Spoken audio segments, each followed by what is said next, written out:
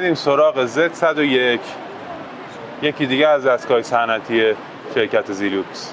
یه دونه بویلر اصلی داره که 10 لیتریه و پشت هر هد گروپ یه بویلر 2 لیتری داره که باعث میشه باز افت دما نداشته باشه، افت فشار نداشته باشه و سیستم PID کاملا روی این دستگاه اجرا شده. تو این دستگاه میتونید هر هد گروپ رو به صورت مجزا خاموش کنید اگر مایل بودید.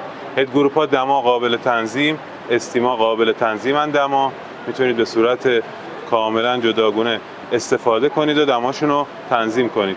هر کدومو میتونید همزمان استفاده کنید. چاورا رو، استیما رو میتونید استفاده کنید و هیچ گونه افت دما و فشاری نداشته باشید.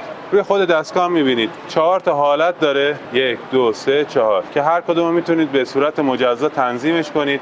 مقدار پریم فیوژن و مقدار خروجی آب باهاش تنظیم کنید و به صورت خیلی حرفه‌ای دستگاهتون رو واسه سرو قهوه کالیبره کنید.